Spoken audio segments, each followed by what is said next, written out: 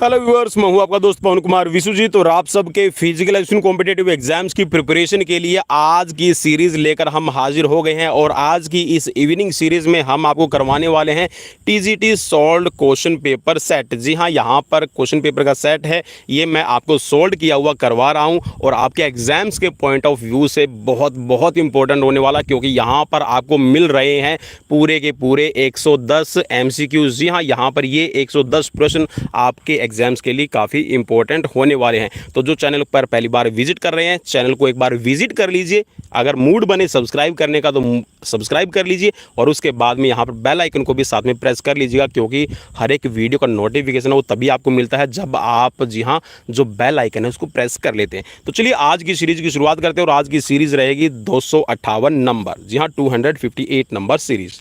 तो पहला प्रश्न आपकी स्क्रीन पर है और पहले प्रश्न में पूछा गया है, जूडो खेल का निर्माण किस काल में हुआ था। जी हाँ, जूडो खेल का निर्माण है वो कौन से काल में, किस कला से हुआ है। यहाँ पर काल नहीं, किस कला से हुआ है ये पूछा गया है।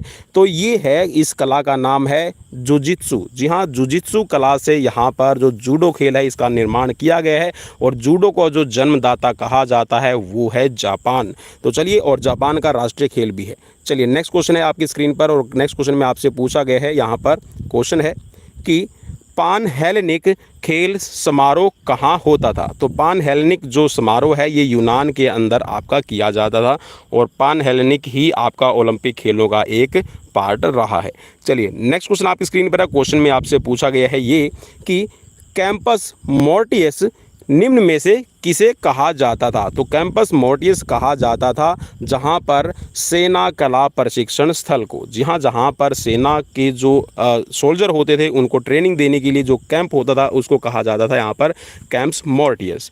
चलिए नेक्स्ट क्वेश्चन की तरफ बढ़ेंगे और नेक्स्ट क्वेश्चन में पूछा गया है, भारतीय ओलंपिक संघ की स्थापना कब हुई है। तो भाई यहाँ पर देखिए क्वेश्चन आपको क्लियर हो जाएगा। कई साथी बोल रहे थे कि 1924 में, देखिए यहाँ पर भी क्वेश्चन में 1927 बताया गया है। ठीक है, तो भारतीय ओलंपिक संघ IOA की स्थापना हुई है 1927 में और उसके बाद में 1928 में एम्स्टर्डम ओलंपिक हुआ है।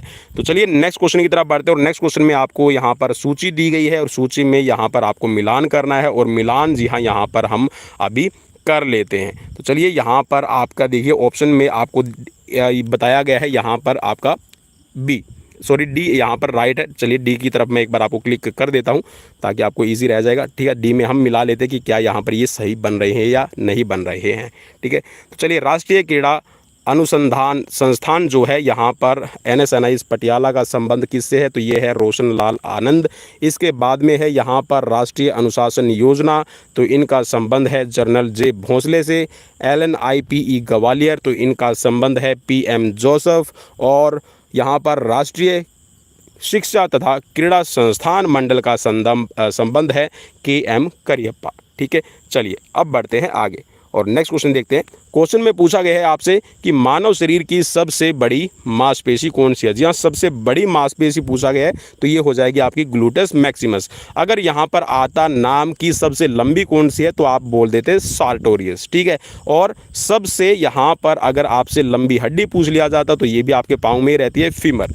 चलिए नेक्स्ट क्वेश्चन की तरफ बढ़ेंगे और नेक्स्ट क्वेश्चन आपकी स्क्रीन पर है। क्वेश्चन में पूछा गया है आपसे कि कौन सी रक्त कोशिकाएं लसिका ग्रंथियों में बनती है। तो लसिका ग्रंथियों में आपकी बनती है WBC। ठीक है, white blood cells. Next question की तरफ बढ़ेंगे और नेक्स्ट क्वेश्चन आपकी स्क्रीन पर है। क्वेश्चन में पूछा गया है आपसे कि रक्त में थक्का जमाने के लिए किस खनिज लवण की आवश्यकता होती है। तो जी हाँ, ब्लड को यहाँ पर जमाने के लिए आवश्यकता होती है कैल्शियम की और कैल्शियम की मदद करता है विटामिन K और प्लेटलेट्स। चलिए नेक्स्ट क्वेश्चन की तरफ बढ़ेंगे और नेक्स्ट क्वेश्चन आपकी स्क्रीन पर है। क्वेश्चन में पूछा गया है, निम्न में से किस में न्यूक्लियस नहीं होता। तो जो न्यूक्लियस नहीं पाया जाता ये RBCs में नहीं पाया जाता, बाकी सभी में रहेगा। चलिए नेक्स्ट क्वेश्चन की तरफ बढ़ेंगे और क्वेश्चन में पूछा गया है आपसे, फुटबॉल खेलते समय किस प्रकार की ऊर्जा प्रयोग की जाती है। तो फुटबॉल खेलते समय काइनेटिक ऊर्जा प्रयोग की जाती है। अगला प्रश्न आपकी स्क्रीन पर है, ऑइसोफेगस किन के बीच में रहता है? तो आइसोफेगस देखिए आपका ये स्टमक जो आपका डाइजेस्टिव सिस्टम है, डाइजेस्टिव सिस्टम का एक पार्ट है आपका आइसोफेगस। इसको आप कहेंगे फूड पाइप, और ये आपकी आमाशय और फेरेंक्स को जोड़ने का काम करती है। तो आमाशय और फेरेंक्स के बीच में रहती है। नेक्स्ट क्वेश्चन आपकी स्क्रीन पर क्वेश्चन में पूछा गया है, लाल तंतु, जी हाँ, रेड टिश्यूज का उदाहरण कौन सा है? तो रेड टिश्यूज का उदाहरण है आपका यहाँ पर सोलियस। ठीक है, चलिए नेक्स्ट क्वेश्चन की तरफ बढ़ेंगे। और नेक्स्ट क्वेश्चन आपकी स्क्रीन पर है। क्वेश्चन में पूछा गया है, ऐच्छिक मांसपेशी को नियंत्रित कौन करता है? तो ऐच्छिक मांसपेशियां मींस यहाँ पर जो आपकी वॉलेंटरी मसल्स होती है, जो आपकी इच्छा पर निर्भर है, तो इनको कंट्रोल करने का काम करता है आपका ब्रेन मींस दिमाग। चलिए नेक्स्ट क्वेश्चन में आपसे पूछा गया है, रक्त डीऑक्सीजनेटेड कहाँ होता है? तो रक्त, जी हाँ, आपका ब्लड है, ब्लड के अंदर जो आपके कार्बन डाइऑक्साइड की मात्रा आ जाती है और ऑक्सीजन है वो अब्जॉर्ब कर ली जाती है, तो ये मांसपेशियों के अंदर होती है। चलिए नेक्स्ट क्वेश्चन की तरफ बढ़ेंगे। और नेक्स्ट क्वेश्चन में पूछा गया, अवधि किस में मापते हैं? जी हाँ, यहाँ पर अगर ड्यूरेशन की बात कर रहे हैं तो ड्यूरेशन आप किस से मापते हैं? ये समय से मापी जाती है कि कितना टाइम आप ले रहे हैं। नेक्स्ट क्वेश्चन में पूछा गया है आपसे, चलिए मैं क्वेश्चन को थोड़ा सा ऊपर कर लेता हूँ ताकि आपके लिए इजी रहेगा। चलिए, तो यहाँ पर पूछा गया है कि पेशियों में ऐंठन का क्या कारण होता है? तो पेशियों के अंदर जो आपकी मसल्स है इनमें ऐंठन आपकी आती है, तो इसका होता है रीज़न की मेटाबॉलिक डिसबैलेंस। जी हाँ, मेटाबॉलिक डिसबैलेंस की वजह से आपकी बॉडी के अंदर जो लैक्टिक एसिड का निर्माण ज़्यादा होता है, ठीक है, या फिर ये कह सकते हैं कि आपका जो लैक्टिक एसिड बनता है उससे भी आपकी जो फटीग है और पेशियों के अंदर वो ऐंठन आती है। तो मेनली यहाँ पर मेटाबॉलिक जब डिसबैलेंस होगा तो आपकी मसल्स के अंदर यहाँ पर ऐंठन शुरू हो जाएगी। नेक्स्ट क्वेश्चन की तरफ बढ़ेंगे। और नेक्स्ट क्वेश्चन में पूछा गया, ह्यूमरस हड्डी कहाँ होती है? तो ह्यूमरस जो हड्डी आपकी होती है ये आपकी ऊपरी बाजू में होती है, जहाँ पर आपकी बाइसेप्स ब्राची और ट्राइसेप्स ब्राची रहती है। ठीक है, मीन्स शोल्डर से अगला ही पार्ट आपका रहता है यहाँ पर ह्यूमरस की हड्डी का। नेक्स्ट क्वेश्चन आपकी स्क्रीन पर क्वेश्चन में पूछा गया है, सिस्टोलिक रक्त दबाव होता है। तो सिस्टोलिक जो रक्त दबाव होता है ये होगा आपका हार्ट की मसल्स के द्वारा। और हार्ट की जो मसल्स होती है ये कार्डियक मसल्स रहेगी, जिसकी लेयर्स है वो 3 तरह की है। ठीक है, पेरिकार्डियम, एंडोकार्डियम और मायोकार्डियम। चलिए नेक्स्ट क्वेश्चन की तरफ बढ़ेंगे। और नेक्स्ट क्वेश्चन आपकी स्क्रीन पर है। क्वेश्चन में पूछा गया, पुरुषों और महिलाओं के भाले का वजन क्रमशः कितना होता है? तो जी हाँ, यहाँ पर मेंस और वीमेंस के लिए जो जेवलिन है इनका वेट रहेगा, मेंस के लिए रहेगा यहाँ पर 800 ग्राम और वीमेंस के लिए रहेगा 600 ग्राम। चलिए नेक्स्ट क्वेश्चन की तरफ बढ़ेंगे। और चलिए नेक्स्ट क्वेश्चन की तरफ बढ़ने से पहले यहाँ पर अगर हम लेंथ की भी बात कर ले तो अच्छा रहेगा। जी हाँ, पुरुषों के लिए जो भाले की लेंथ होती है वो 260 से लेकर 270 सेंटीमीटर रहेगी। और अगर महिलाओं के लिए जेवलिन की बात करें तो 220 से लेकर 230 लेंथ रहेगी सेंटीमीटर में। ठीक है, चलिए नेक्स्ट क्वेश्चन की तरफ बढ़ेंगे। नेक्स्ट क्वेश्चन आपकी स्क्रीन पर, सीखना मुख्य रूप से किस पर निर्भर करता है? तो सीखना जो है, लर्निंग जो है, मेनली आपकी मैच्योरिटी पर निर्भर करती है, परिपक्वता पर निर्भर करती है कि जैसे जैसे आप चीज़ों को सीखता जाते हैं आपके अंदर एक परिपक्वता आती जाती है, आपके अंदर एक अनुभव आता जाता है। ठीक है, और उसके ब्याह पे आप जो आगे की लर्निंग है उसको करते हैं। नेक्स्ट क्वेश्चन है, शारीरिक शिक्षा का लक्ष्य क्या है? तो शारीरिक शिक्षा का लक्ष्य है सर्वांगीण विकास। और सर्वांगीण विकास के आयामों के अंदर आपके मानसिक विकास, शारीरिक विकास और आपका स्वास्थ्य का विकास आ जाता है।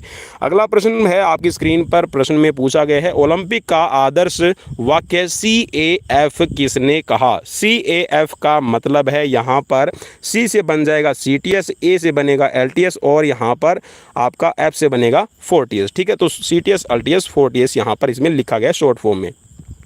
तो यहाँ पर जो ओलंपिक का आदर्श वाक्य है ये दिया है हेनरी डिडॉन ने, और हेनरी डिडॉन बहुत अच्छे मित्र थे बैरन पीरे डी कुबर्टिन के। चलिए नेक्स्ट क्वेश्चन की तरफ बढ़ेंगे। और नेक्स्ट क्वेश्चन आपकी स्क्रीन पर है, फिलिपिडीज कौन थे?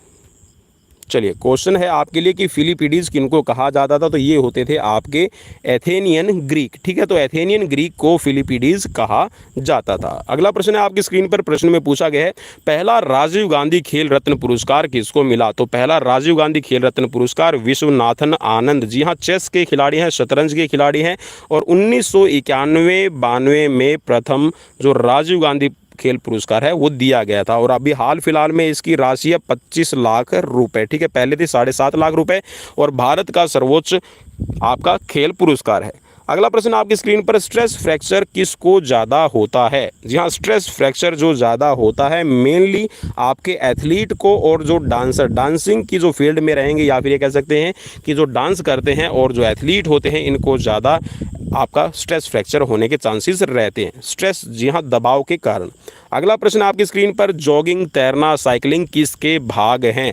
तो जॉगिंग आप देखिए कंटिन्यू करते हैं, यहाँ पर आप करते हैं तैराकी, ये भी आप कंटिन्यू करते हैं, साइकिलिंग है ये भी आप लंबे टाइम तक करते हैं, तो ये हो जाएगा आपका कॉन्टिन्यूअस ट्रेनिंग का पार्ट। ठीक है, तो लगातार प्रशिक्षण इसका राइट आंसर हो जाएगा। अगला प्रश्न आपकी स्क्रीन पर प्रश्न में पूछा गया है, कौन सी बीमारी को लॉकजा के नाम से भी जाना जाता है? ये कल की सीरीज में भी आपके सामने क्वेश्चन आया था। जी हाँ, जब मैंने आपको एक मैराथन सीरीज करवाई थी 350 क्वेश्चंस की, और अगर आप नहीं देखी है तो आप एक बार जाकर जरूर देख लीजिएगा। 2 घंटे के करीब 350 क्वेश्चन, या 2 घंटे में मीन्स यहाँ पर 120 मिनट के अंदर मैंने 350 क्वेश्चन वो आपको करवा दिए। तो लॉक जो कहा जाता है आपको टेटनस, और टेटनस में, जी हाँ, टेटनस के अंदर जो आपका मेनली स्पाइनल कॉर्ड है वो काम करना छोड़ देता है। अगला प्रश्न है आपकी स्क्रीन पर, प्रश्न में पूछा गया, कौन सी बीमारी को हाइड्रोफोबिया कहा जाता है? तो हाइड्रोफोबिया आपका संबंधित है रेबीज से, और रेबीज फैलता है कुत्ते के काटने से। जी हाँ, तो अगर कुत्ता काट ले और रेबीज फैल जाए तो रेबीज की वजह से जो व्यक्ति है उसको पानी से डर लगने लगता है, तो इसको कहते हैं हाइड्रोफोबिया।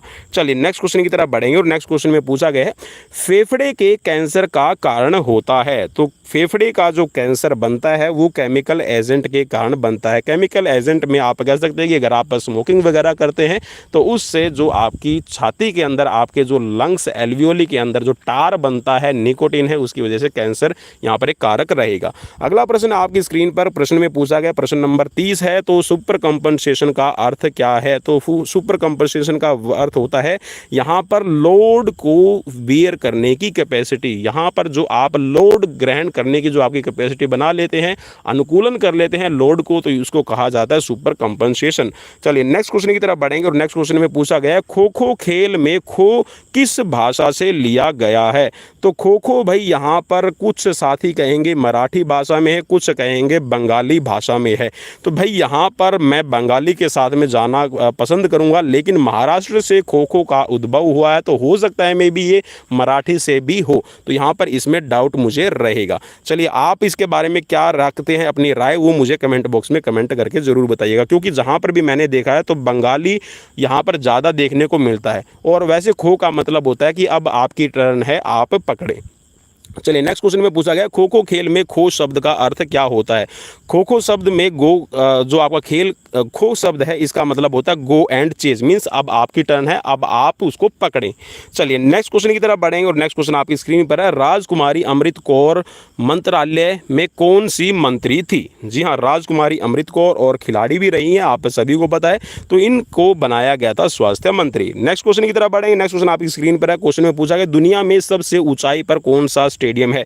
तो सबसे ऊंचाई पर, जी हाँ, सबसे ज़्यादा ऊंचाई पर विश्व का सबसे बड़ा स्टेडियम, यहाँ पर जो विश्व का सबसे बड़ा स्टेडियम मीन्स है ऊंचाई की बात कर रहा हूँ, ठीक है, ऊंचाई से रिलेटेड है। वैसे अगर आप स्टेडियम की बात करें तो यहाँ पर मोटेरा स्टेडियम है, अभी हाल फिलहाल गुजरात के अंदर, ठीक है। तो चैल जो स्टेडियम है ये भारत के अंदर, ठीक है, जो आपका दुनिया का सबसे ऊंची जगह पर जो बनाया गया ये है चैल, भारत में। अगला प्रश्न आपकी स्क्रीन पर, प्यूजिलिट्स किसको कहते हैं? मैंने कल की भी सीरीज में बताया था, काफ़ी इंपॉर्टेंट रहेगा। तो प्यूजिलिट्स कहा जाता है बॉक्सर को, जी हाँ, जो बॉक्सिंग गेम खेलते हैं उस एथलीट को कहा जाता है बॉक्सर, ठीक है, और प्यूजिलिट्स। चलिए नेक्स्ट क्वेश्चन आपकी स्क्रीन पर प्रश्न में पूछा गया है आपसे कि who is the promoter of rugby in India?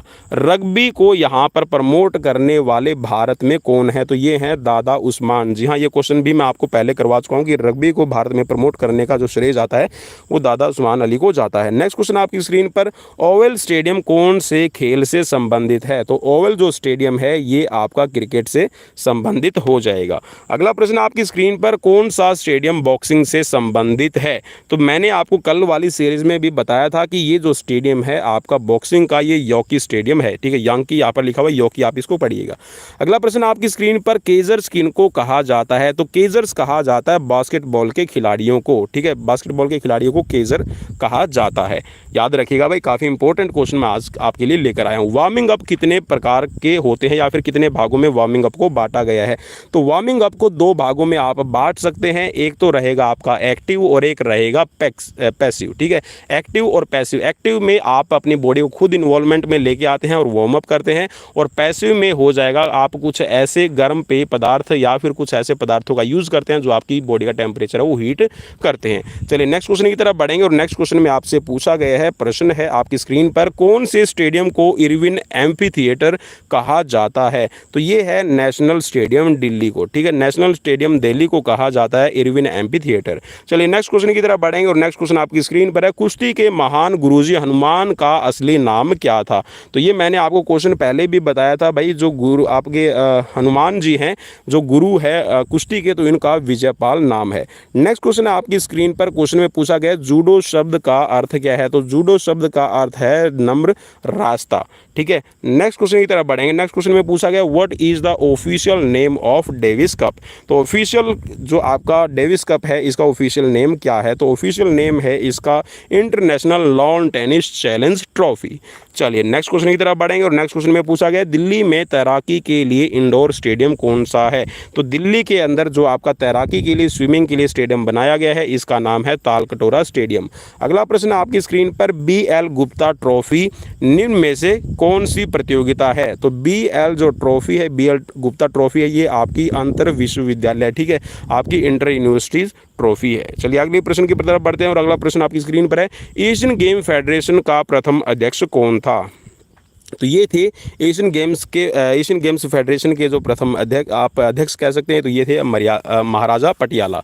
अगला प्रश्न आपकी स्क्रीन पर, प्रश्न में पूछा गया योग शब्द संस्कृत के किस शब्द से लिया गया है? तो योग जो शब्द है ये आपकी संस्कृत की युज धातु से लिया गया है। योग शब्द का अर्थ क्या होता है? तो योग शब्द का मतलब होता है जोड़ना। अगला प्रश्न आपकी स्क्रीन पर, महर्षि पतंजलि ने योग सूत्र कितने अंग बताए हैं? तो महर्षि पतंजलि ने यहाँ पर जो योग सूत्र है इसके 8 भाग बताए हैं, और मैं आपको पहले भी बता चुका हूँ कि 8 भागों में महर्षि पतंजलि के अष्टांग योग के अंदर आते हैं यम, नियम, आसन, प्राणायाम, प्रत्याहार, धारणा, ध्यान, समाधि। चलिए नेक्स्ट क्वेश्चन आपकी स्क्रीन पर है, और प्रश्न में पूछा गया बूस्टिंग किस खेल से संबंधित है?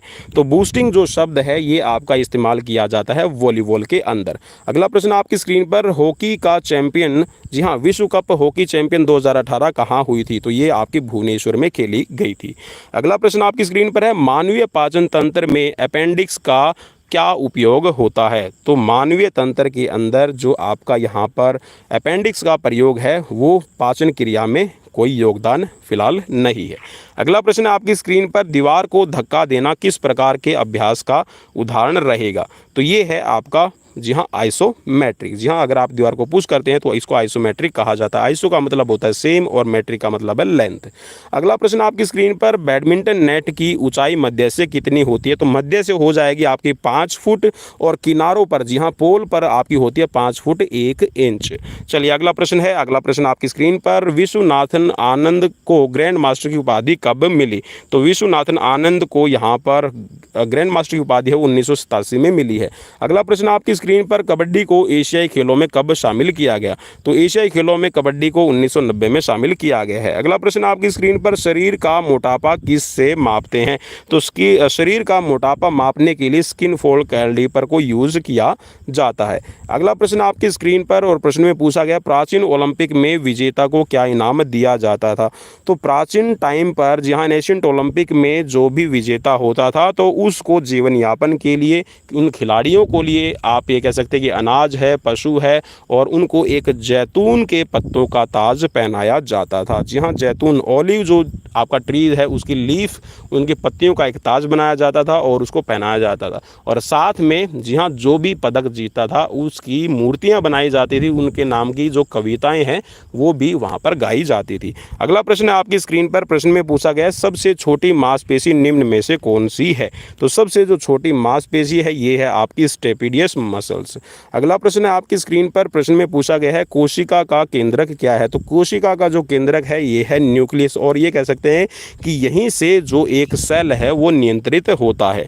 अगला प्रश्न है आपकी स्क्रीन पर, प्रश्न में पूछा गया, समस्त शरीर की रचना व शरीर के अंगों पारस्परिक संबंधों के विषय में अध्ययन किया जाता है। तो यहाँ पर आप कहेंगे कि जो शरीर है और शरीर के अंगों की जो संरचना है और उनके आपस में क्या संबंध है, इसका अध्ययन किया जाता जाता है एनाटॉमी के अंदर। अगला प्रश्न आपकी स्क्रीन पर प्रश्न में पूछा गया है, शरीर में संपन्न होने वाली क्रियाओं का अध्ययन किस में किया जाता है? जी हाँ, शरीर के अंदर जो भी आपके ऑर्गन है, वो आपकी जितनी भी फंक्शनिंग करते हैं, उनकी जो स्टडी करने के लिए आपकी फिजियोलॉजी होती है। अगला प्रश्न है आपकी स्क्रीन पर, और प्रश्न में यहाँ पर आपको दिए गए हैं सूची 1 और सूची 2। तो यहाँ पर सूची 1 का सूची 2 से आपको मिलान करना है, और सूची 1 का 2 से आप अगर मिलान करेंगे तो यहाँ पर जो सबसे पहला फीमर, टिबिया, रेडियस, अल्ना आदि जो हैं ये हो जाएंगी आपकी लॉन्ग बोन। जी हाँ, लंबी हड्डियाँ होती हैं। और कार्पल टार्सल जो है ये आपकी होती हैं छोटी हड्डियाँ। रिव्स, आपकी रिब्स आप इसको कहिएगा, स्टर्नम कहिएगा, आपकी स्कैपुला कहिए, कपाल की जो अस्थियाँ होती हैं मीन्स आपकी जो स्कल बोन है ये होती हैं आपकी चपटी हड्डियाँ। जी हाँ, चपटी हड्डियाँ रहेंगी। और यहाँ पर जो चेहरा है, कूला है या फिर रीढ़ की जो कशेरुकाएँ होती हैं ये होती हैं आपकी इरेगुलर बोन मीन्स अनियमित अस्थियाँ। चलिए, तो यहाँ पर इसके हिसाब से जो यहाँ पर ऑप्शन में दिया गया है ऑप्शन बी यहाँ पर राइट रहेगा। चलिए, अगला प्रश्न है। ये अगले प्रश्न में भी आपको सूची 1 का सूची 2 से मिलान करना है। तो यहाँ पर सूची 1 का सूची 2 से पहले ही ऑलरेडी मिलान है। तो चलिए यहाँ पर देख लेते हैं कि क्या ये सही है या नहीं है। तो देखिए, जो सर्वाइकल होता है, सर्वाइकल में यहाँ पर आपकी 7 बोन रहती हैं, बिल्कुल सही है। थोरेसिक वर्टिब्रा है, यहाँ पर आपकी 12 रहती हैं, मीन्स यहाँ पर आपकी जो आप ये कह सकते हैं कि जो यहाँ पर आपकी रिब्स अटैच होती हैं, ठीक है। लुम्बर की आपकी 5 होती हैं और कोकस आपकी 1 हो जाएगी। तो यहाँ पर आप ये टोटल कह सकते हैं कि ये हो गई है आपकी जी हाँ 25। चलिए नेक्स्ट क्वेश्चन की तरफ बढ़ेंगे, और नेक्स्ट क्वेश्चन आपकी स्क्रीन पर है। और प्रश्न में आपसे पूछा गया है ये कि निम्न में से ब्रेस्ट बोन किसे कहा जाता है? ब्रेस्ट बोन किसको कहा जाता है? तो यहाँ पर देखिए, ब्रेस्ट बोन होती है आपकी स्टर्नम। और स्टर्नम की प्लेसमेंट अगर बात करें तो स्टर्नम देखिए कुछ इस तरह से रहेगी, जिस पर आपकी जो रिब्स है वो कुछ इस तरह आपकी अटैच रहती है, ठीक है। और यहाँ से एक जाती है आपकी क्लेविकल बोन, और ऊपर से आपका जो शोल्डर है फिर ये आपका यहाँ पर बन जाता है। तो यहाँ पर जो मेन स्टर्नम है इसको कहा जाता है ब्रेस्ट बोन। चलिए नेक्स्ट क्वेश्चन की तरफ बढ़ेंगे, और नेक्स्ट क्वेश्चन आपकी स्क्रीन पर है। यहाँ पर क्वेश्चन में आपको 67 नंबर में दिए गई है 2 सूचियाँ और मिलान करना है, ऑलरेडी मिलान है। तो यहाँ पर देख लेते हैं कि क्या ये सही है या नहीं है। तो ऊर्ध्व आंग में अस्थियाँ जो होती हैं वो कितनी रहेगी? तो यहाँ पर देखिए, जो ऊर्ध्व अंग है यहाँ पर इसमें हो जाएंगी आपकी 64। कार्पल्स जो होती हैं ये टोटल आपकी 28 आपकी 16 रहेंगी कार्पल्स, ठीक है। 8-8 रहती हैं, 8-8 रहेंगी। और इसके बाद में यहाँ पर जो मेटाकार्पल्स हैं ये आपकी टोटल रहेंगी 10, और यहाँ पर जो फेलेंक्स हैं ये आपकी हो जाएंगी 28। चलिए बिल्कुल सही है यहाँ पर। तो नेक्स्ट क्वेश्चन की तरफ बढ़ते हैं, और नेक्स्ट क्वेश्चन में यहाँ पर फिर से आपको एक सूची का दूसरी सूची से मिलान करना है। और चलिए मिलान कर लेते हैं। आपके एग्जाम्स के पॉइंट ऑफ व्यू से काफ़ी इंपॉर्टेंट क्वेश्चन है, और अगर आपको इंपॉर्टेंट लगे तो भाई मेरे कहने से इंपॉर्टेंट नहीं होते, आप मुझे कमेंट करके ज़रूर बताया कीजिए। निम्न अंगों में मीन्स यहाँ पर जो लोवेस्ट एक्सट्रीमिटी है, तो यहाँ पर इसके अंदर कितनी रहती है? तो लोवेस्ट एक्सट्रीमिटी में हो जाएंगी आपकी 62, टार्सल आपकी हो जाएंगी 14, और मेटाकार्पल्स आपकी हो जाएंगी 10, और फेलिंग्स आपकी 28। चलिए बिल्कुल सही है। तो यहाँ पर ऑप्शन डी राइट रहेगा। नेक्स्ट क्वेश्चन आपकी स्क्रीन पर, और प्रश्न में पूछा गया है आपसे आपके जॉइंट्स के बारे में। जी हाँ, जॉइंट्स है, और जॉइंट्स के टाइप क्या रहेंगे तो यहाँ पर आपको बताना है। तो यहाँ पर जॉइंट्स के जो टाइप हैं उनको हम देख लेते हैं। तो सबसे पहला है आपका जो फाइबर्स जॉइंट है। जो फाइबर्स जॉइंट रहेंगे वो आपके किस तरह के? तो फाइबर जॉइंट्स आपके यहाँ पर अचल जोड़ होते हैं, जैसे जिसको यहाँ पर एग्जाम्पल रहेगा फाइबर जॉइंट का यहाँ पर सचर जॉइंट्स, ठीक है। तो जो आपके स्कल की हड्डियों के अंदर रहते हैं, ठीक है। जो आपका सर है, सर के अंदर जितनी भी आपकी क्रेनियम है, ठीक है, आपकी लैक्रिमल है, तो यहाँ पर जो आपका ये जो हड्डियाँ जुड़ी हुई हैं वो आपकी फाइबर्स जॉइंट से जुड़ी हुई होती है। नेक्स्ट है आपका साइनोवेल जॉइंट। तो साइनोवेल जॉइंट्स होता है आपका चल जोड़। चल जॉइंट साइनोवेल जॉइंट्स के अंदर आपका शोल्डर का आ गया है, और आपका जो घुटने का जॉइंट्स है, ठीक है, नी जॉइंट्स है, तो आपके साइनोवेल जॉइंट्स होते हैं। नेक्स्ट है यहाँ पर अस्थि एवं मांसपेशियों को एक साथ बांधती हैं। तो यहाँ पर मांसपेशी को और अस्थियों को जोड़ने का जो काम करती है ये होती है आपकी टेंडन, ठीक है। और इसके साथ में यहाँ पर 2 अस्थियों के बीच छल्ले जैसी जो आकृतियाँ होती हैं जो आपके जॉइंट्स को बांध करने का रखने का काम करती है, इनको कहा जाता है लिगामेंट्स, ठीक है, संधि बंध। चलिए नेक्स्ट क्वेश्चन की तरफ बढ़ेंगे और यहाँ पर ऑप्शन ए राइट है। तो चलिए नेक्स्ट क्वेश्चन है आपकी स्क्रीन पर, क्वेश्चन नंबर है 70 और अगर अभी तक लाइक नहीं किया तो भाई अब लाइक जरूर कर दीजिए। निम्न में से कौन सी ग्रंथि वहिकामय ग्रंथि मीन्स यहाँ पर डक्ट्स ग्लैंड्स कही जाती हैं? तो डक्ट्स ग्लैंड्स आपकी हो जाएगी यहाँ पर यकृत। जी हाँ, बाइल डक्ट्स आपने जरूर नाम सुना होगा। तो यहाँ पर यकृत बनाने का काम करती है बाइल जूस, जो बाइल डक्ट के द्वारा कंट्रोल किया जाता है। अगला प्रश्न आपकी स्क्रीन पर, प्रश्न में पूछा गया मानव शरीर के हृदय में कितने पंप होते हैं? तो मानव हृदय में आपके मेनली 2 पंप रहेंगे, ठीक है, जो एक आपका सिस्टोल आपका अरोटा की तरफ ब्लड को भेजने का काम करता है और दूसरा आपका जो सुपर आप ये कह सकते हैं कि जो आपकी पल्मोनरी वेन्स और पल्मोनरी आर्टरीज के अंदर भेजने का काम करता है, पल्मोनरी आर्टरी वेन के अंदर ब्लड को भेजने का काम करता है। तो 2 तरह के आपके पंप रहेंगे इसमें।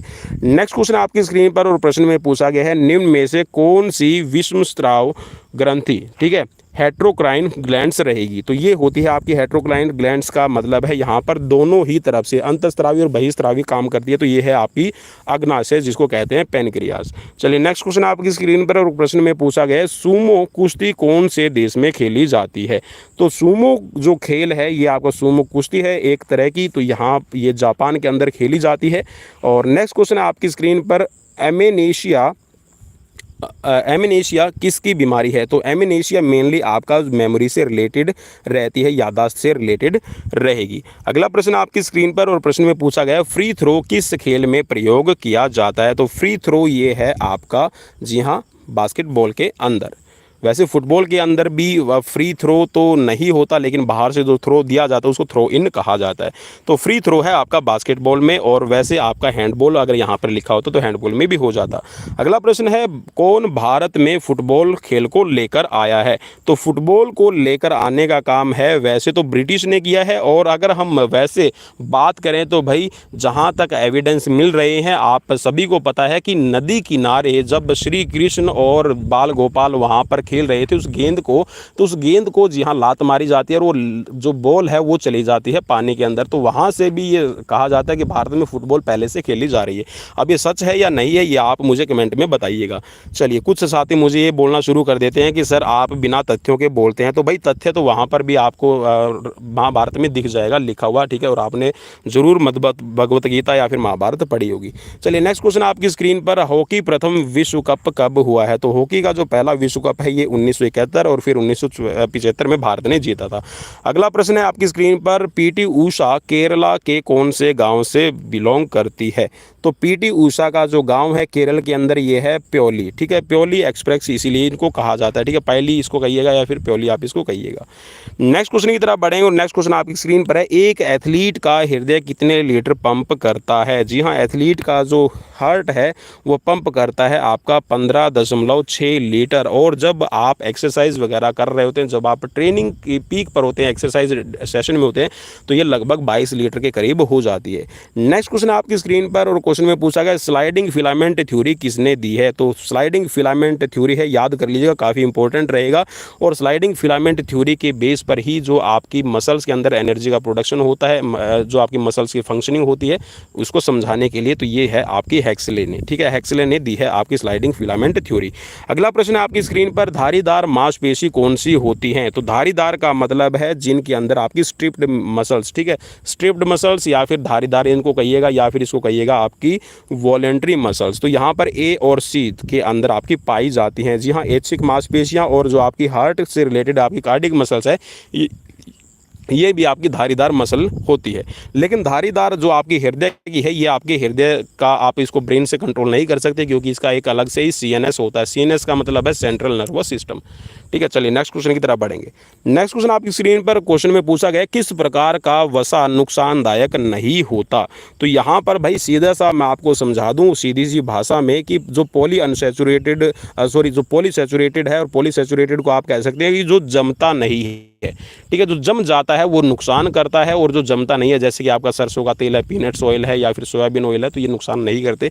लेकिन अगर आप ज़्यादा मात्रा में मक्खन है, घी है, इसका प्रयोग करते हैं, जो जम जाता है लो टेम्परेचर पे, तो शरीर में नुकसान करता है। तो आप उसको पचा लीजिए तो बिल्कुल भी नुकसान नहीं करेगा। अगला प्रश्न है आपकी स्क्रीन पर, प्रश्न में पूछा गया कौन सा विटामिन शरीर के वजन को नियंत्रण में रखता है? तो शरीर के वजन को नियंत्रण में रखने के लिए आपका विटामिन B5 का यूज़ किया जाता है।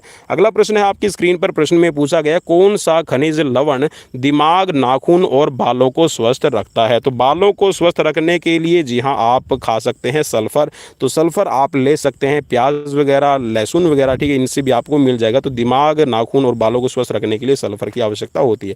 अगला प्रश्न है आपकी स्क्रीन पर, कौन सा विटामिन गर्मी और हवा में समाप्त हो जाता है? जी हाँ, अगर आप उसको ज़्यादा देर तक हवा के अंदर और ज़्यादा हीट टेम्परेचर में रखेंगे तो विटामिन आपका जो सी है और बी है ये दोनों ही गायब हो जाते हैं। ठीक है भाई, तो क्योंकि यहाँ पर ऑप्शन में बी भी है और सी भी है तो दोनों ही आपके यहाँ पर हीट पे आपके खत्म हो जाते हैं। अगला प्रश्न है आपकी स्क्रीन पर, प्रोटीन का पाचन कहाँ होता है? तो प्रोटीन जो है ये आपका पचता है आपके आमाशय के अंदर, ठीक है, स्टमक के अंदर। नेक्स्ट क्वेश्चन आपकी स्क्रीन पर, कार्बोहाइड्रेट शर्करा में कहाँ परिवर्तित होता है? तो पाचन नली के अंदर, ठीक है, आपका जो डाइजेस्टिव ट्रैक्ट है इसी के अंदर आपका जो कार्बोहाइड्रेट है उसको परिवर्तित किया जाता है। अगला प्रश्न आपकी स्क्रीन पर, प्रश्न में पूछा गया है, निम्न में से कौन सा कैल्शियम का भरपूर स्रोत है? तो कैल्शियम अगर आपको हाई रिच अमाउंट में चाहिए तो आप पी सकते हैं दूध, ठीक है, दूध से आपको कैल्शियम मिल जाएगा। अगला प्रश्न आपकी स्क्रीन पर और प्रश्न में पूछा गया, सर्वांगीण विकास के लिए विभिन्न गतिविधियों के लिए कौन सी प्रशिक्षण योजना लाभदायक रहेगी? जी हाँ, अगर आप किसी को देना चाहते हैं फिटनेस और सर्वांगीण विकास करना चाहते हैं तो यहाँ पर क्रॉस ट्रेनिंग है वो यहाँ पर इंपॉर्टेंट रहेगी। चलिए नेक्स्ट क्वेश्चन की तरफ बढ़ेंगे और नेक्स्ट क्वेश्चन आपकी स्क्रीन पर है 90 नंबर और 90 नंबर क्वेश्चन तक जिन्होंने सब्सक्राइब नहीं किया तो भाई मैंने आपका क्या बुरा किया, सब्सक्राइब जरूर कर लीजिए, आपके लिए मेहनत कर रहा हूँ बार बार। निम्नलिखित में से किस प्रकार का तरणताल नहीं होता? तो याद रखिएगा भाई, आपका जो एल टाइप है, वी टाइप है और यहाँ पर ए टाइप रहेगा, बाकी यू टाइप का आपका तरणताल नहीं होता। तरणताल का मतलब है स्विमिंग पूल। चलिए नेक्स्ट क्वेश्चन की तरफ बढ़ेंगे। नेक्स्ट क्वेश्चन आपकी स्क्रीन पर है, टेस्ट मैच में एक ओवर में कितने बाउंसर हो सकते हैं? तो टेस्ट मैच के अंदर जो आपकी बॉल डाली जाती है तो एक ओवर के अंदर 2 बाउंसर हो सकते हैं। चलिए नेक्स्ट क्वेश्चन की तरफ बढ़ेंगे। नेक्स्ट क्वेश्चन में यहाँ पर आपको सूची दी गई है और सूची 1 का सूची 2 से आपको मिलान करना है। तो चलिए सूची 1 का सूची 2 से आप मिलान कर लीजिए। तो यहाँ पर ऑप्शन में है आपका डी और डी से हम मिलान करते हैं तो यहाँ पर BACD। चलिए तो यहाँ पर पहले का हो जाएगा आपका, अगर हम मिलान करते हैं तो अमेरिका ने जो ओलंपिक खेलों का बहिष्कार किया था आप सभी को पता है, तो 1900 के जो 1980 के ओलंपिक हुए हैं उसमें पार्टिसिपेट नहीं किया था। रूस ने जो ओलंपिक खेलों का बहिष्कार किया था ये किया था 1984 के अंदर, और अफ्रीकी देशों ने जो बहिष्कार किया था ये हो जाएगा आपका इसमें, चलिए मैं देख लेता हूँ एक बार, ये हो जाएगा आपका सी के अंदर, ठीक है। चलिए तो ये है आपका सी के अंदर, अफ्रीकी देशों ने जो ओलंपिक खेलों का बहिष्कार किया 1976 में, और जो एशिया के अंदर जो पहली बार ओलंपिक आपके हुए हैं तो ये आपके जापान के अंदर, टोक्यो जापान में 1964 में खेले गए थे। चलिए नेक्स्ट क्वेश्चन की तरफ बढ़ेंगे और नेक्स्ट क्वेश्चन आपकी स्क्रीन पर है, कौन से ओलंपिक से महिला एथलेटिक्स की शुरुआत हुई है? तो महिला एथलीट्स की जो आपकी महिला एथलेटिक्स की जो शुरुआत हुई है तो ओलंपिक था ये है आपका 1928, और 1948 से भारतीय महिलाओं ने पार्टिसिपेट करना शुरू किया। अगला प्रश्न आपकी स्क्रीन पर, ओलंपिक में डेकाथलॉन को कब शामिल किया गया है? तो ओलंपिक के अंदर जो डेकाथलॉन है इवेंट इसको 1912 में शामिल किया गया है। चलिए नेक्स्ट क्वेश्चन आपकी स्क्रीन पर, जेसी ओवेंस किस देश के खिलाड़ी हैं? तो जेसी ओवेंस आप सभी को पता है इनकी जो नागरिकता है, ये जो संबंध रखते हैं ये है अमेरिका देश। अगला प्रश्न है त्रिकूद, त्रिकूद को कहा जाता है ट्रिपल जंप। तो त्रिकूद के 3 चरण क्रमशः कौन कौन से हैं? तो 3 चरणों में आपका पहला आ जाएगा हॉप, हॉप के बाद में होता है स्टेप और स्टेप के बाद में होता है जंप। चलिए नेक्स्ट क्वेश्चन की तरफ बढ़ेंगे और नेक्स्ट क्वेश्चन, चलिए हॉप स्टेप जंप के बारे में थोड़ा सा मैं आपको यहाँ पर बता दूं। जो पुरुषों के लिए जो लॉन्ग पिट से लेकर और जो आपकी जो आपका टेको बोर्ड है इसके बीच की जो दूरी है ये 13 मीटर रहेगी, ठीक है, 13 मीटर, और जो महिलाओं के लिए है ये 11 मीटर होती है। ये आप याद रखिएगा, काफ़ी इंपॉर्टेंट रहेगा आपके लिए। अगला प्रश्न आपकी स्क्रीन पर, लंबी कूद में पिट की गहराई रेत से भरी होती है। तो यहाँ पर ये कह सकते हैं कि जो आपकी एक लॉन्ग पिट बनी होती है, चलिए लॉन्ग पिट हम यहीं पर बना देते हैं। तो लॉन्ग पिट की अगर हम लेंथ की बात करते हैं तो ये टोटल होती है आपकी 9 मीटर, ठीक है। और यहाँ पर अगर हम चौड़ाई की बात करते हैं तो चौड़ाई होती है आपकी 2.75 मीटर से लेकर 3 मीटर तक होती है, ठीक है। चलिए अब यहाँ पर इसकी डेप्थ की बात कर लेते हैं। तो जो डेप्थ है यहाँ पर देखिए, अगर आप स्टैंडर्ड की बात करते हैं तो 50 सेंटीमीटर तक इसकी गहराई होनी ज़रूरी है। बाकी इससे अगर ज़्यादा रखते हैं तो वो भी कोई प्रॉब्लम नहीं है, लेकिन मिनिमम है वो 50 सेंटीमीटर की गहराई होनी ज़रूरी है। तो 50 सेंटीमीटर की गहराई तक आपकी रेत है उसको लॉन्ग पिट के अंदर डाला जाता है ताकि खिलाड़ी को कोई भी इंजरी ना हो।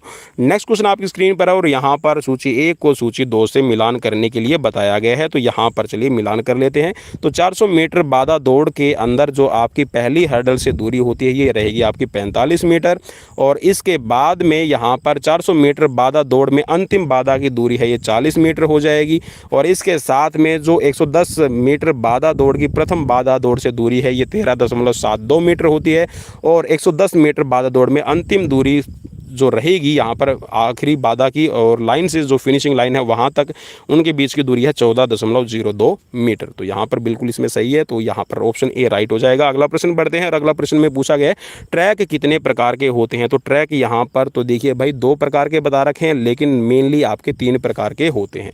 चलिए नेक्स्ट क्वेश्चन की तरफ बढ़ेंगे। इसमें आपका सिंडर आ जाएगा, सिंथेटिक आ जाएगा और मिट्टी का ट्रैक आ जाएगा। ठीक है, चलिए नेक्स्ट क्वेश्चन की तरफ बढ़ेंगे और नेक्स्ट क्वेश्चन आपकी स्क्रीन पर है। जूडो में सबसे बड़ा स्कोर क्या रहता है। तो जूडो के अंदर, जी हाँ, जूडो में जो सबसे बड़ा स्कोर दिया जाता है उसके लिए इपोन शब्द यूज किया जाता है। अगला प्रश्न है आपका स्क्रीन पर पूछा गया खेलों की रानी किस खेल को कहा जाता है।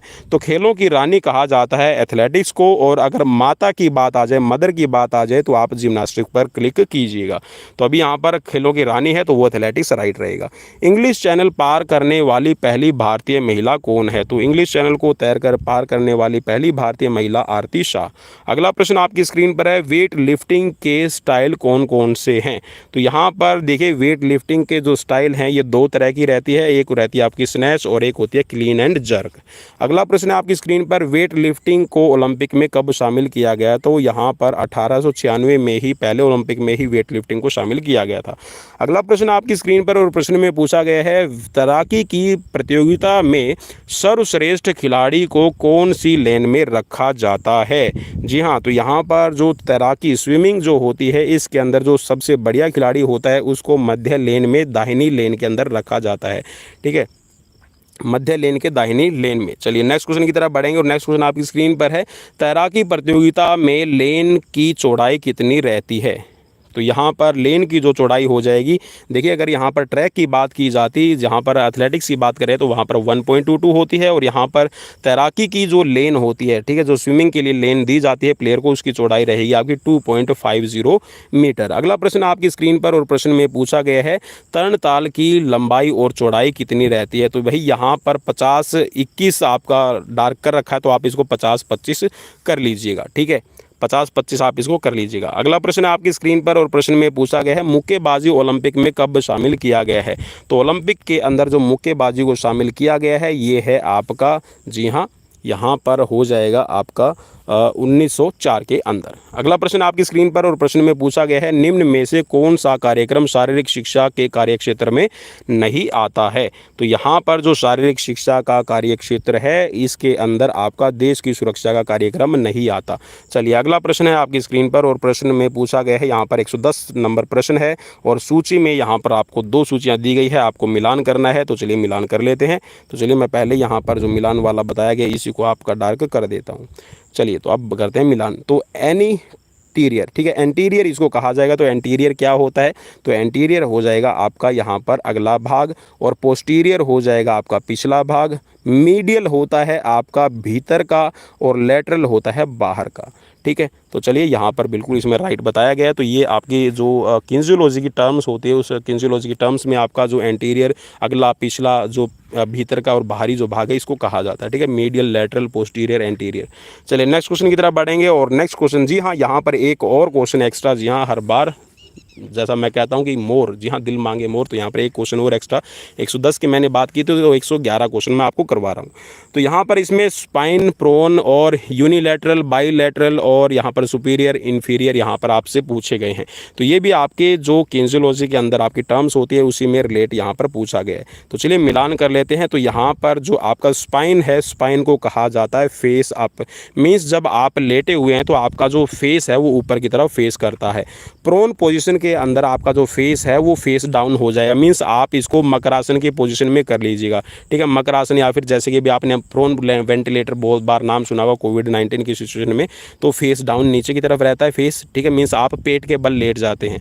चलिए नेक्स्ट है यहाँ पर यूनिलैटरल। तो यूनिलैटरल का मतलब होता है आपका यहाँ पर एक और, जी हाँ, एक तो और आप लेट रहे हैं तो आपका हो जाएगा यूनिलैटरल।